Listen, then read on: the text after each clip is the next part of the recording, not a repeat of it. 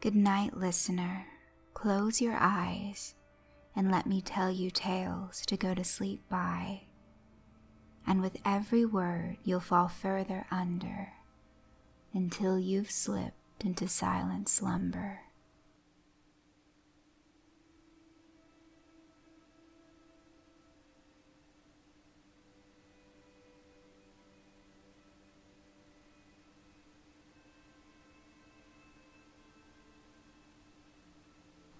A Fantasy by James Whitcomb Riley. A fantasy that came to me, as wild and wantonly designed as ever any dream might be, unraveled from a madman's mind. A tangle work of tissue wrought by cunning of the spider brain, and woven in an hour of pain to trap the giddy flies of thought. I stood beneath a summer moon, all swollen to uncanny girth, and hanging, like the sun at noon, above the center of the earth, but with a sad and sallow light, as it had sickened of the night, and fallen in a pallid swoon. Around me I could hear the rush of sullen winds, and feel the whir of unseen wings apast me brush, like phantoms round a sepulchre, and like a carpeting of plush, a lawn unrolled beneath my feet, bespangled o'er with flowers as sweet to look upon as those that nod within the garden fields of God, but odorless as those that blow in ashes in the shades below. And on my hearing fell a storm of gusty music, sadder yet than every whimper of regret that sobbing utterance could form, and patched with scraps of sound that seemed torn out of tunes that demons dreamed, and pitched to such a piercing key it stabbed the ear with agony. And when at last it lulled and died, I stood aghast and terrified. I shuddered and I shut my eyes, and still could see and feel aware some mystic presence waited there, and staring with a dazed surprise, I saw a creature so divine that never subtle thought of mine may reproduce to inner sight so fair a vision of delight. A syllable of dew that drips from out a lily's laughing lips could not be sweeter than the word I listened to, yet never heard. For oh, the woman hiding there, within the shadows of her hair, spake to me in an undertone so delicate, my soul alone but understood it as a moan of some weak melody of wind a heavenward breeze had left behind. A tracery of trees, grotesque against the sky behind her scene, like shapeless shapes of arabesque, wrought in an oriental screen, and tall, austere, and statuesque, she loomed before it, e'en as though the spirit hand of Angelo had chiseled her to life complete, with chips of moonshine round her feet. And I grew jealous of the dusk, to see it softly touch her face, as lover-like, with fond embrace, it folded round her like a husk. But when the glitter of her hand, like wasted glory, beckoned me, my eyes grew blurred and dull and dim. My vision failed. I could not see. I could not stir. I could but stand, till, quivering in every limb, I flung me prone as though to swim. The tide of grass whose waves of green went rolling ocean-wide between my helpless shipwrecked heart and her, who claimed me for a worshipper. And writhing thus in my despair, I heard a weird, unearthly sound that seemed to lift me from the ground and hold me floating in the air. I looked, and lo, I saw her bow above a harp within her hands.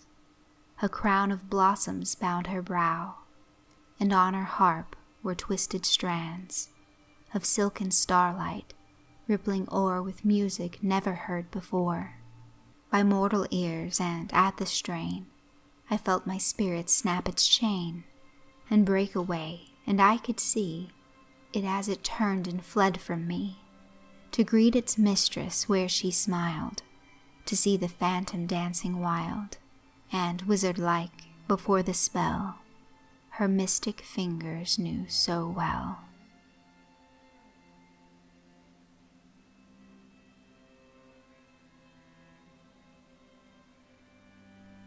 A June Night by Emma Lazarus.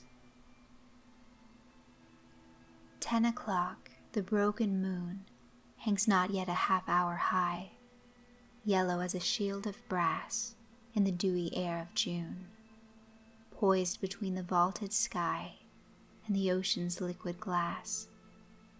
Earth lies in the shadow still, low black bushes, trees, and lawn.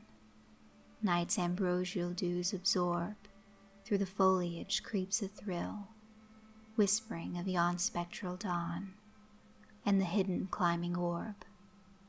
Higher, higher gathering light, veiling with a golden gauze all the trembling atmosphere. See, the rayless disk grows white, hark, the glittering billows pause. Faint, far sounds possess the ear. Elves on such a night as this spin their rings upon the grass.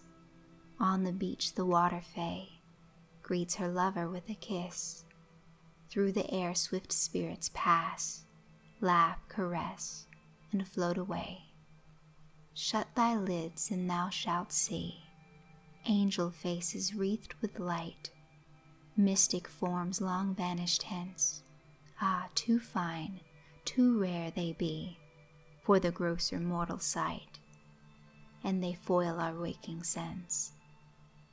Yet we feel them floating near, know that we are not alone, though our open eyes behold nothing save the moon's bright sphere, in the vacant heaven shone, and the ocean's path of gold.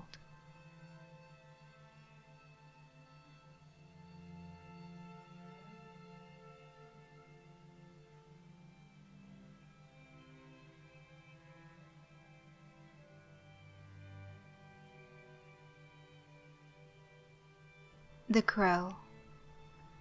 Once upon a time there were 3 princesses who were all 3 young and beautiful, but the youngest, although she was not fairer than the other 2, was the most lovable of them all. About half a mile from the palace in which they lived there stood a castle, which was uninhabited and almost a ruin, but the garden which surrounded it was a mass of blooming flowers, and in this garden the youngest princess used to often walk. One day when she was pacing to and fro under the lime trees, a black crow hopped out of a rose bush in front of her. The poor beast was all torn and bleeding, and the kind little princess was quite unhappy about it. When the crow saw this, it turned to her and said, "I am not really a black crow, but an enchanted prince who has been doomed to spend his youth in misery.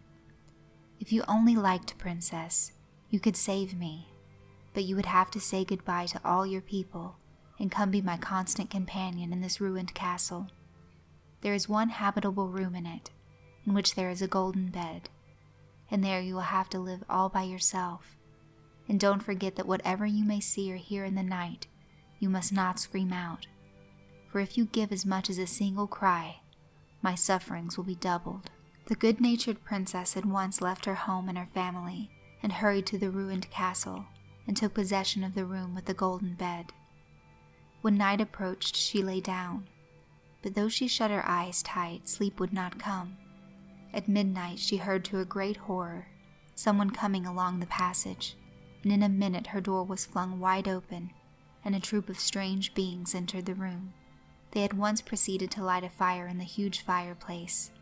Then they placed a great cauldron of boiling water on it. When they had done this, they approached the bed on which the trembling girl lay, and, screaming and yelling all the time, they dragged her towards the cauldron. She nearly died with fright, but she never uttered a sound. Then all of a sudden the cock crew, and all the evil spirits vanished. At the same moment the crow appeared, and hopped all around the room with joy. It thanked the princess most heartily for her goodness, and said that its sufferings had already been greatly lessened. Now one of the princess's elder sisters, who was very inquisitive, had found out about everything, and went to pay her youngest sister a visit in the ruined castle. She implored her urgently to let her spend the night with her in the golden bed, that at last the good-natured little princess consented. But at midnight, when the odd folk appeared, the elder sister screamed with terror, and from this time on the youngest princess insisted always on keeping watch alone. So she lived in solitude all the daytime, and at night she would have been frightened, had she not been so brave. But every day the crow came and thanked her for her endurance, and assured her that his sufferings were far less than they had been. And so 2 years passed away, when one day the crow came to the princess and said, "In another year I shall be freed from the spell I am under at present, because then the 7 years will be over. But before I can resume my natural form, and take possession of the belongings of my forefathers, you must go out into the world, and take service as a maidservant." The young princess consented at once, and for a whole year she served as a maid. But in spite of her youth and beauty, she was very badly treated, and suffered many things.